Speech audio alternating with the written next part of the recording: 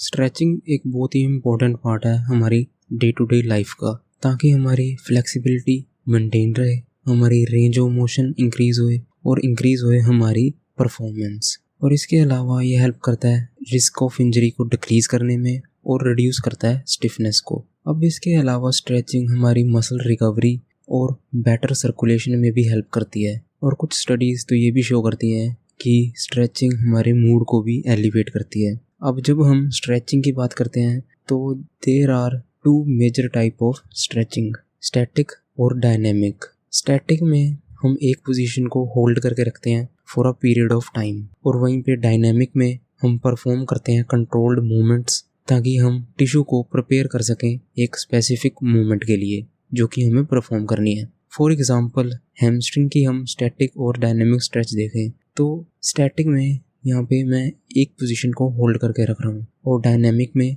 मैं परफॉर्म कर रहा हूँ मूवमेंट जो कि हेल्प करेगी मुझे एक स्पेसिफिक मूवमेंट को परफॉर्म करने में जो कि मैंने करनी है, चाहे वो किसी भी तरह की मूवमेंट हो, फॉर एग्जांपल स्क्वाट्स या फिर रोमेनियन डेडलिफ्ट। और स्ट्रेचिंग पे बहुत सारी स्टडीज़ हो रखी हैं जो कि बताती हैं हमें स्ट्रेचिंग कैसे करनी चाहिए, कब करनी चाहिए, क्यों करनी चाहिए और कौन सी करनी चाहिए। फॉर एग्जांपल जो ये पहली स्टडी है ये 2009 में कंडक्ट की गई थी, जिसमें हम देखते हैं डायनेमिक और स्टैटिक स्ट्रेचिंग के effect on vertical jump performance. तो इसमें साफ साफ दिखा गया है कि डायनेमिक स्ट्रेचिंग जो है वो इम्प्रूव कर रही है वर्टिकल जंप को एज़ कम्पेयर टू स्टैटिक, और स्टैटिक ज़्यादा कोई इम्प्रूवमेंट नहीं लेके आ रही वर्टिकल जंप परफॉर्मेंस में। इसके अलावा जो दूसरी स्टडी है वो की गई थी मेल रनर्स पर, जिसमें हमने देखा कि इफ़ेक्ट क्या होते हैं डायनेमिक स्ट्रेचिंग के on running endurance and energy coast.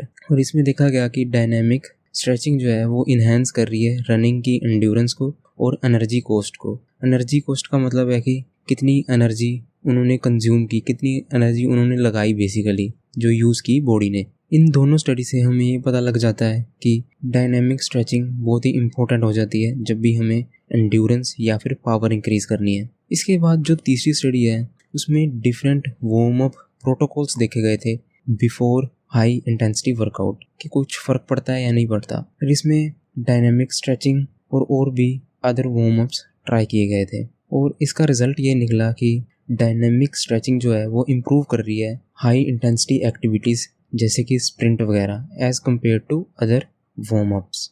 तो इन तीन स्टडी से हमें पता लगता है कि एक तो पावर में इंक्रीज़ कर रही है डायनेमिक स्ट्रेचिंग, दूसरा एंड्योरेंस में हेल्प कर रही है, और तीसरा किसी भी तरह के हाई इंटेंसिटी हमने वर्कआउट करना है तो उसमें भी इन्हेंस कर रही है एक एथलीट की परफॉर्मेंस। अब हम कुछ स्टैटिक स्ट्रेचिंग की भी स्टडीज़ देख लेते हैं, जैसे कि ये स्टडी है जिसमें देखा गया effect of static stretching on muscle strength and power, कि कुछ फ़र्क पड़ता है या नहीं पड़ता मसल स्ट्रेंथ और पावर में। और इसका रिजल्ट ये निकला कि जो स्टैटिक स्ट्रेचिंग है अगर वर्कआउट से पहले की जाए तो ये टेम्परेरली डिक्रीज़ कर देती है मसल स्ट्रेंथ और पावर अगर हमने एक्सरसाइज से पहले इसे परफॉर्म किया।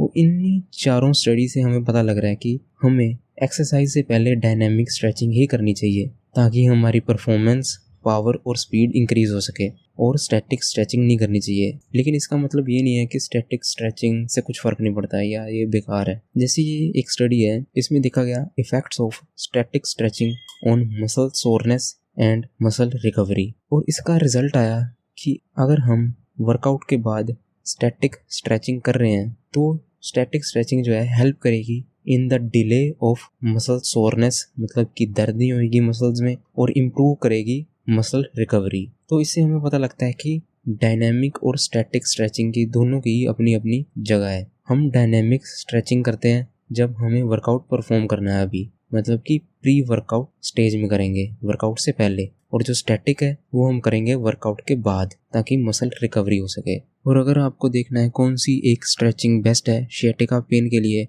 तो यहाँ कहीं पे आपको वीडियो मिल जाएगी।